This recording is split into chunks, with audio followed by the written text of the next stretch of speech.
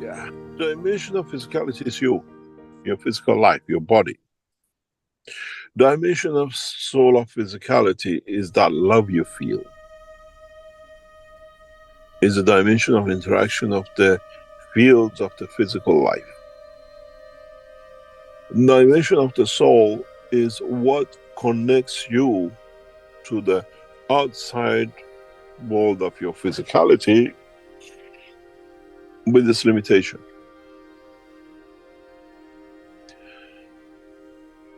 Your body walks, you eat, you feed it, you do everything else with it. But everything you do is not just eating it because I have to eat. You eat it according to what emotion it gives you. You kiss your partner because it gives you a confirmation of I exist, somebody loves me, and I can love back.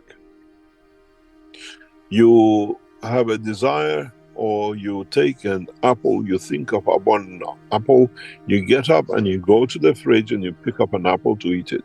Because my physical body has a need, a love, or emotion to connect with that apple. I call it consuming, but in a way, the apple calls me, I'm here for you. You don't want me? It's not that just, oh, I feel an apple and I go and get it. In a way, they feel the strength of the apple in the fridge is there, I'm here, nobody wants me. Oh, I have a fridge in the apple in the fridge, and I'll go and get it. So we have to understand a lot. This is what we call the soul of physicality. It's connected to you. The soul of the man is, you're sitting in this room, you're still enjoying the apple. Your limitation is the wall because it's around you, you don't see any beyond it. If there's a window open, you see the neighbors across the road. But your mother is sitting in New York, you're in London. Then, oh, I feel something wrong with mom. Now the man limitation cannot go. Your limitation is the wall, you're entrapped in the dimension of sex. But your energy, which is connected to your mom, it says, there is a problem with mom. Because you have not learned to carry on with that communication all the time. Mom, how are you? How are you feeling? I want to feel. Oh, this is your kidney. You had a brain hemorrhage. Oh, you're happy because my sister from another place has come to see you. You have to pick up the phone. You open the line and call, Mom, I just thought about you. Are you happy? I felt you're sad. Hello? You ignored the line of communication of your soul with your mother, and you still, because you're so physical, you keep that phone with you. And we ignored that part. And this system of communication is working 24 hours a day. Doesn't go to sleep, doesn't need food, doesn't need rest, and is working continuously because it feeds itself through the fields of the universe. Elevation comes through physical consumption.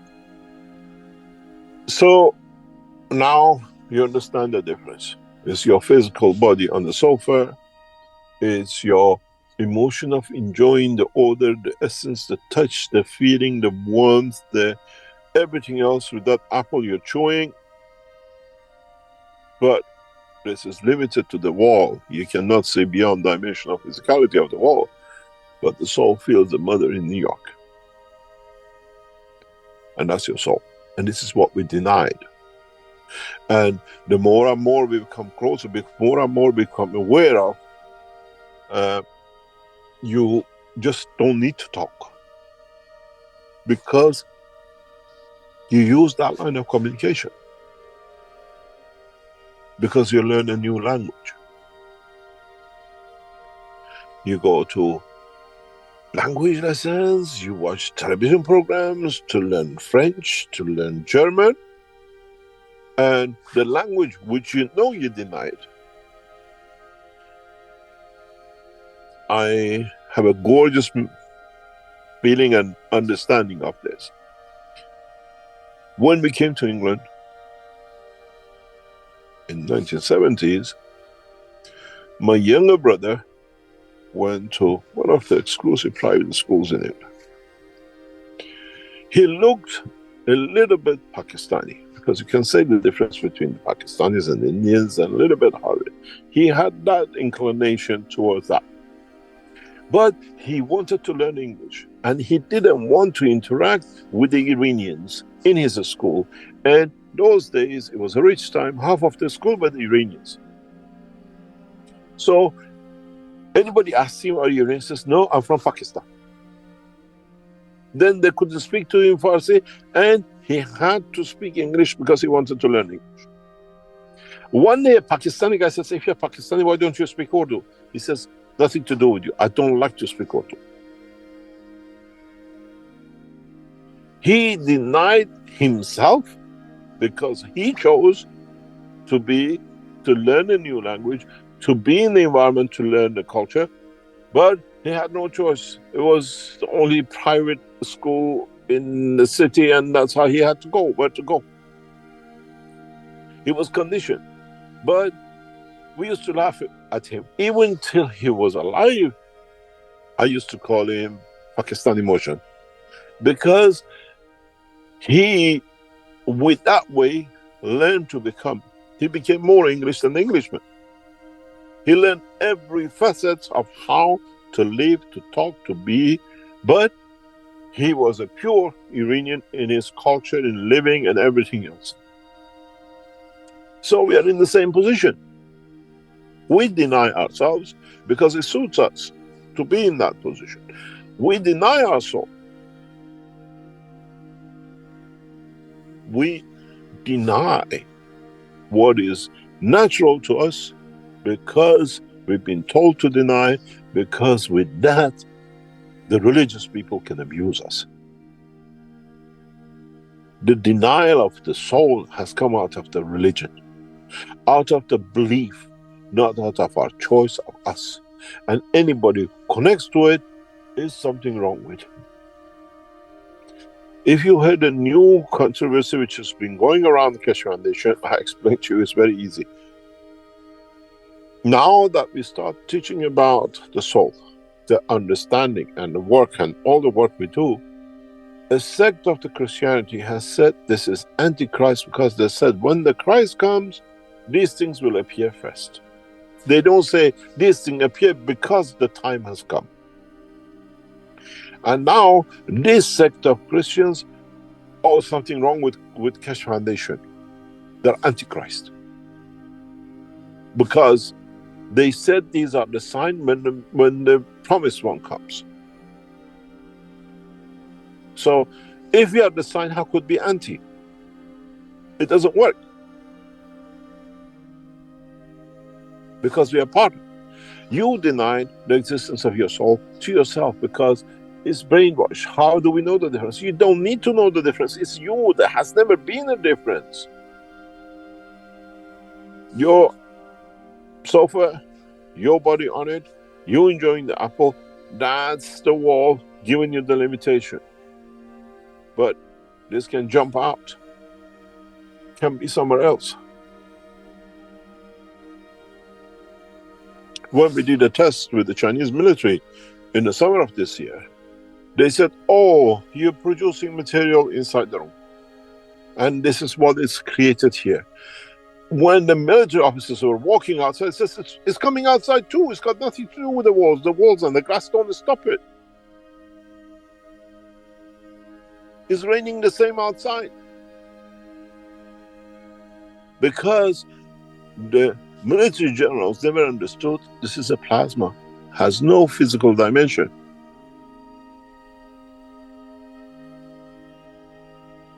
And this is the same with you. Your soul has no physical. It's shiny, it rains, it goes outside. You blocked, you imprisoned the body on the sofa. The guy is free. You're a prisoner. The soul is free and travels the span of the universe. And sometimes when in his travel, in touch, it comes to understand and work with others, and gets enlightened, we get the beautiful people like Tesla. The enlightenment of the information, the understanding of it, becomes the most admired scientist in the world of electronics or electricals and magnetic fields. Because the limitation of the knowledge in the dimension of physicality is the wall you created around it, you sit in it. It's not limitation to the energy inside you, which is your soul, which travels the span of the universe. How many times you sat somewhere and you were sitting and says, oh, I can do this different. And you get up and you do so. Oh, this is a new thing, new invention, new thing. Hello? Did that come to you while you were sitting there when the soul was traveling? Did part of it come from intuition and then you translated it into this and it became something new for you? Is that the daydream you call now enlightened, or something came to me and I tested it and it works?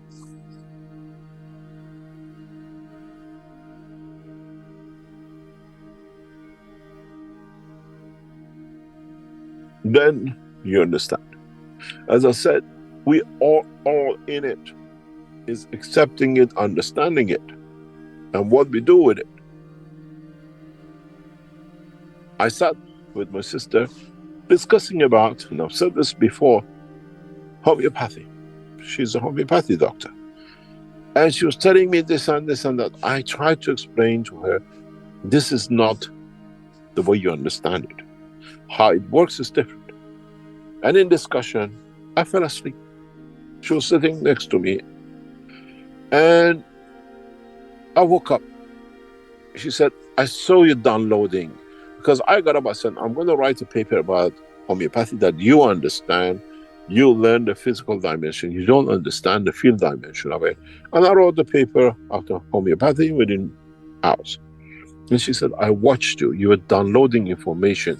The way your body, your eyes were moving is not normal.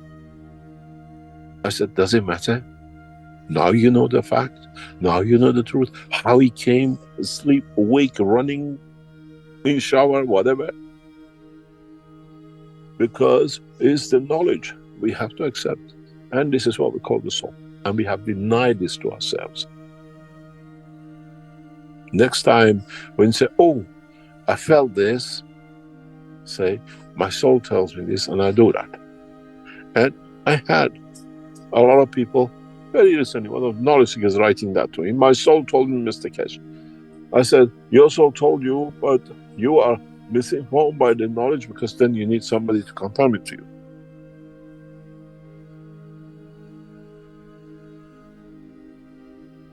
We have to understand horses for courses. Your physicality is for a dimension of your existence. Your soul of physicality is for its interaction with its environment, emotionally, and how they react physically. And then the soul is this body of you, and the software has a fuel tank which is connected to the others. It is not petroleum, is magnetic field. With the petroleum you need a tank to hold it. With the magnetic field of the soul you need the universe, not even to contain it, but to understand where it goes.